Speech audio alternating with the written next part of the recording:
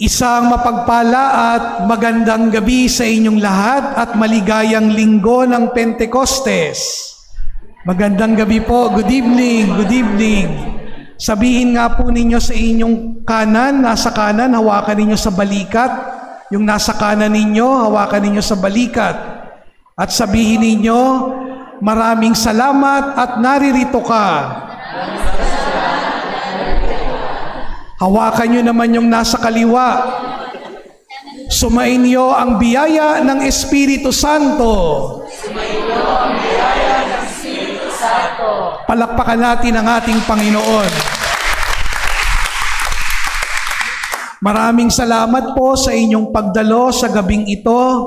Ito yung ating pagkakataon bilang isang sambayanan na naglilingkod sa ating parokya, NOLP, na muling magkatipon-tipon para sa ating taunang renewal ng ating mga commissioning. No? Kaya nga sa lahat sa inyo na naglilingkod sa ating parokya, kukunin ko ang pagkakataong ito para magpasalamat sa inyo. Salamat sa inyong paglilingkod, salamat sa inyong pagsasakripisyo, salamat at kayo yung aking nakakatulong para pangalagaan ang Kristiyanong komunidad dito sa ating parokya, ang Nativity of Our Lady Parish. Tingnan ninyo yung inyong mga katabi. Yan. Lagi nyo naman silang nakikita, di ba? Kaya lang minsan mga hi hello lang, bati-batian lang, pero ngayon nandito tayo sa isang misa, magkakasama. Sapagkat tayo ang simbahan. No? Ang simbahan ni Kristo ay ang Kristiyanong komunidad. No? Kaya palakpakan natin ang bawat isa. Mga kapatid, sa gabing ito, inaanyayahan tayo na pagnilayan ng karanasan ng mga alagad noong bumaba ang dilang apoy na siyang kumakatawan sa banal na Espiritu ng ating Panginoong Hesus. Pansinin natin na sa simula, ang mga alagad ng ating Panginoon ay mga duwag. Sila'y mga takot. Pero sa pamamagitan ng banal na Espiritu, binigyan niya sila ng panibagong lakas ng loob na ipahayag ang mabuting balita ni Kristo Jesus. Dati-rati, they cannot speak. Wala silang kakayahang mangaral, wala silang kakayahang magsalita, nahihiya sila. Pero nang dumating ang banal na Espiritu, nakapagsalita na sila ng iba't ibang wika at nakapangaral sa iba't ibang mga salita. Ang banal na Espiritu na dumating ay Espiritu ng katotohanan. Kaya nga mula noon, naging malakas na ang kanilang loob na ipahayag ang katotohanan tungkol kay Kristo. Kahit pa ang kapalit nito ay ang kanilang sariling buhay. Tunay nga ang ating simbahan ay matatag. Ang ating simbahan ay naitatag dahil sa pananampalataya ng mga apostol. Tayo ay kabilang sa simbahang itinatag at patuloy na binubuklod ng banal na Espiritu. Nangungusap siguro yung banal na Espiritu, no? Yan. Mga kapatid, parati nating naririnig na tinuturo sa atin ng ating katisismo that our church is one holy, Catholic, and Apostolic Church. Ulitin nga natin yon. One, holy, Catholic, and Apostolic. Ito yung mga katangian ng ating simbahan na magandang pagnilayan natin sa gabing ito kung saan ipinagdiriwang natin ang bihilya ng linggo ng Pentecostes. Una, we are one. Tayo ay iisa sapagkat tayo ay sumasampalataya sa iisang Diyos na may tatlong persona, ang Ama, ang Anak, at Espiritu Santo. Ang Ama ay Diyos, ang Anak ay Diyos, ang Espiritu Santo ay Diyos. Inaanyayahan tayo ng iisang Diyos na magkaisa. sapagkat sa kalikasan, ang banal na sangtatlo ay nagkakaisa. At ano nga bang ibig sabihin ng pagkakaisa? Lalong-lalo na sa loob ng simbahan. Ibig sabihin ba nito, sa loob ng simbahan walang pag-aaway-away? Ibig sabihin ba nito, sa loob ng ating mga ministry walang pagtatalo-talo? Ibig sabihin ba nito, sa loob ng ating samahan walang pagtatampo-tampo? Ano sa palagay ninyo? Meron? Ang bilis ng sagot Mga kapatid, ibig sabihin ba nito, we need to agree on the same things? Ang pagkakaisa na tinutukoy dito ng ating simbahan ay hindi nangangahulugan na pare-pareho tayo. No? Tingnan nyo yung mga kasuotan ninyo. No? Diyan pa lang makikita natin na iba-iba tayo ng ministry, iba-iba tayo ng gawain, iba-iba tayo ng gampanin. Pero kahit tayo ay magkakaiba, kahit na tayo ay merong kanya-kanyang mga ministry, iba-ibang ating gawain, tinatawag tayo na maglingkod sa ating iisang parokya. Iisa lang ang home parish mo. Yan ay kung saan ka nakatira. At tayo ay binubuklod bilang isang parokya. Kaya nga nakakalungkot minsan sa buhay ng isang parokya kung hindi nakakipagkaisa sa mga programa at gawain ng parokya ang mga ministries. Na karaniwan hindi lang naman karanasan natin, kundi karanasan din ng iba pang mga parokya. Pinapaalala sa atin ang pagdiriwang na ito na kung iisang ating layunin, sana doon tayo nagkakaisa. At ano yung ating layunin? Ang ilapit ang bawat isa sa ating Panginoong Hesukristo. Tutularan natin ang banal na sangtatlo na sa kanyang kaibuturan ay nagkakaisa. Meron man pag hindi pagkakasundo, pero babalik tayo parati dun sa tawag ng pagkakaisa dahil tayo ay mga lingkod ng ating Panginoong Hesukristo na tinatawag tungo sa pagkakaisa. Pangalawa, ang simbahan ay banal, holy. Mga kapatid, ano bang ibig sabihin nito? Ibig sabihin ba nito, banal ang lahat ng naglilingkod sa simbahan? Tingnan natin ang ating katabi. Tingnan niyo yung katabi ninyo. Mukha ba siyang banal? Bakit kayo natatawa?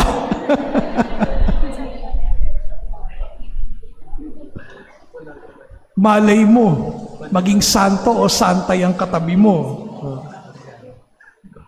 Ibig sabihin ba ng banal ay yung walang kasalanan, walang kakulangan? Minsan sinasabi, taga-simbahan ka pa naman, ganyan ang iyong ugali. Minsan naririnig natin yan, ano? Mga kapatid, ang simbahan ay banal, tandaan natin, dahil banal ang Diyos na ating sinasampalatayanan. Si Jesus ay banal. Si Maria, pinutungan ng kabanalan dahil sa kanyang pagiging ina ng Diyos. Ang mga santo at mga santa naging banal dahil pinili nila si Kristo sa kanilang buhay. Kaya nga as Christians, tayo ay tinatawag na magpakabanal. Sabi nga nila, every sinner has a past and every saint has a future. Kaya nga, tingnan ninyo yung katabi ninyo ulit. Yan ay merong potensyal na maging banal. Banal tayo, pinababanal tayo, dahil nagsusumikap na sundin ang kalooban ng Diyos. At sana yan ang maging pamantayan natin sa buhay. Meron laging pagnanais na magsumikap na maging banal. sapagkat maaari tayong maging banal. All of us are potential saints. Do you agree? Parang hindi kayo kumbinsido. Yes! Lahat tayo may potential na maging banal. Baka nga as we speak, banal ka na. Pangatlo, ang simbahan ay Katolika. Ulitin nga natin, Katolika. Ano bang ibig sabihin ng Katolika? Ibig sabihin, universal, para sa lahat. Bilang simbahang Katolika, we do not exclude. We always include. At sa pagsasama, sa pag-i-include sa loob ng simbahan, isipin natin unang-una yung mga taong ayaw natin. Kapag yan ang ayaw natin, ibig sabihin, diyan tayo tinatawag na maging simbahan. Kailangan bigyan natin ng pagkakataon na marinig ang bawat isa, lalong-lalo na yung mga ayaw nating kausap, ayaw nating kabanding, lalo na sa gawain at misyon ng simbahan. Kaya nga, di ba, parating sinasabi ni Pope Francis, synodality, synhodos, to journey with. Ang ibig sabihin, makikinig tayo sa iba. Bubuksan natin ang puso, hindi lamang dun sa mga kabagang natin, kundi lalo't higit dun sa mga tipong parang hindi natin gaanong kursonada at type. We need to reach out, no? We need to reach out to other people. At yun nga yung hamon sa atin bilang isang simbahan.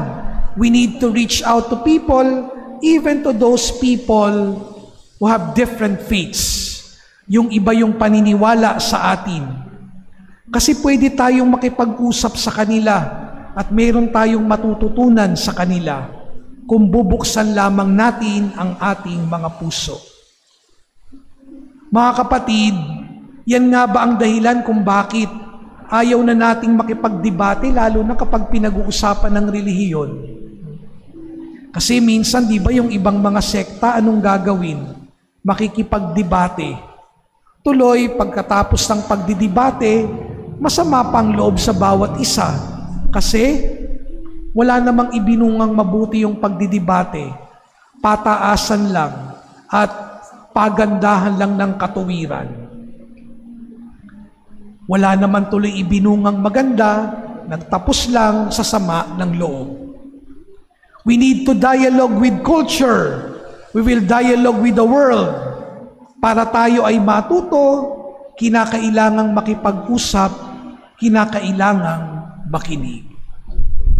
Kaya nga mga kapatid, sa sandaling ito, isipin ninyo, sino kaya sa ministry namin nang ayaw kong kausap?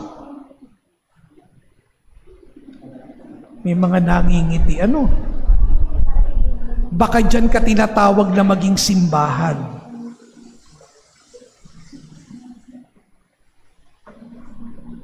Finally, ang simbahan ay apostolika. Ulitin nga natin. Nabanggit ko na sa simula ng aking homily na ang pananampalataya natin ay nakasalig sa pananampalataya ng mga apostol. Ang apostol ng ating Panginoon ay nagkaroon ng kahalili sa ating panahon. Sino ang kahalili ng mga apostol? Unang-una si Pope Francis. At dito sa ating diocese, mapalad tayo, dinalaw tayo kaninang umaga, si Bishop Ruperto. At syempre si Bishop Noli, na ngayon ay nandoon sa Katarman. Yun ang kanyang misyon. Kaya nga, merong mukha ang mga apostol sa ating panahon, sa ating karanasan. Dito sa ating diocese, si Bishop Ruperto at si Bishop Noli, ang mukha ng mga apostol. Buti kaninang umaga, dinalaw tayo ni Bishop Ruperto, kaya fresh na fresh pa sa atin yung kanyang presensya.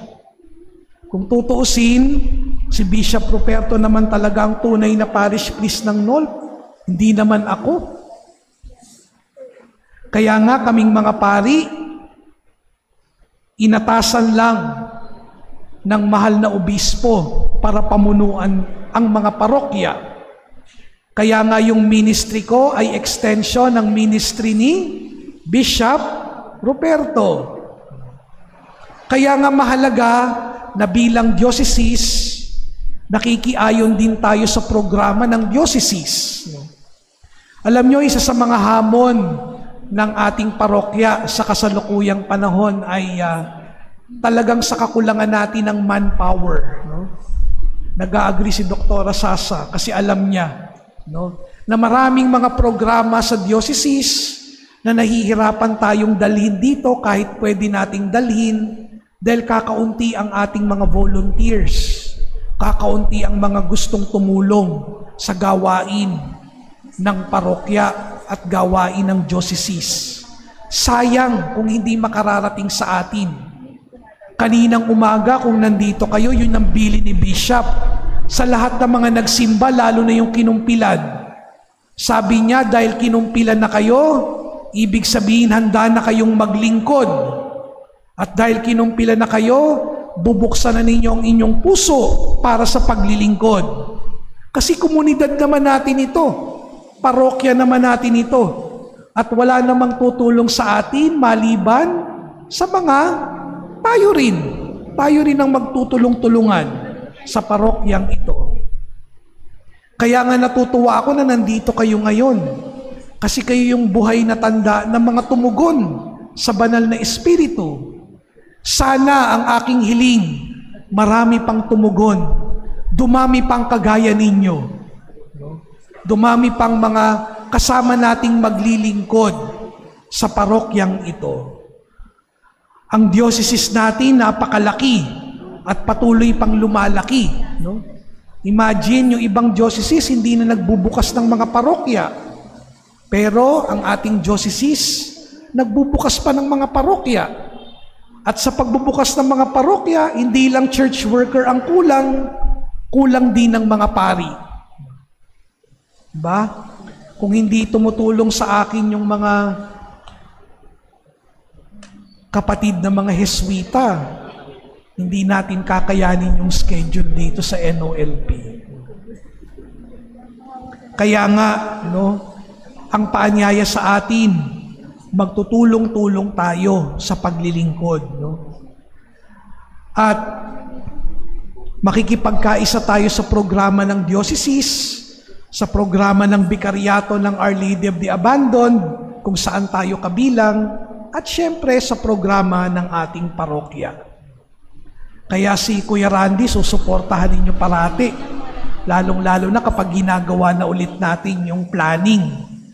Kasi kailangan ang buong parokya merong iisang kumpas, tumutuon sa iisang direksyon. Para nang sa ganon, yung programa na darating sa atin ay tugmang-tugma din sa atin. Mga minamahal kong mga kapatid, kapwa lingkod sa NOLP, gising pa ba kayo? Natutulog na yata, may napipikit na. Alam nyo, we are not a perfect community. Pero sino nga bang perfect community? Kahit makikibalita tayo sa ibang parokya, they are not a perfect community. Katulad ng ibang komunidad, ang bawat parokya, may kanya-kanyang mga hamon, may kanya-kanyang mga pagsubok. Pero isa lang ang pinakamahalaga. Ano man ang mangyari sa ating parokya, sana wag mawawala sa atin yung pagsusumikap nating sundin si Kristo sa tulong ng panalangin ng ating mahal na Birheng Maria, Maria Bambina. Huwag po tayong mapapagod na magbigay ng sarili. Huwag tayong magsasawa na maglingkod. Huwag tayong tumigil na magdasal. Salamat sa ulan. Huwag tayong lalayo kay Kristo Jesus sapagkat siya ang puno at tayo ang mga sanga. Sa pagtanggap natin ng panibagong misyon sa gabing ito, sasariwain natin ang pangako sa paglilingkod. Ang tawag ng paglilingkod, magpasalamat tayo sa biyaya ng ating parokya. Magpasalamat tayo sa biyaya ng pamilyang NOLP. Taglayin natin sa ating mga puso ang kahandaan na tumugon ng may pagpapakumbaba, kahandaang sumunod. Hindi man tayo perpekto, pero ikaw ang tinawag ng Diyos. Patuloy kang kinahabagan, iniibig, at patuloy na pinipili ni Kristo. Salamat, Banal na Espiritu, sa iyong pagbibiyaya. Salamat, Panginoon, na kami ay tinawag mo siya nawa. Sa ngalan ng Ama at ng Anak at ng Espiritu Santo. Amen.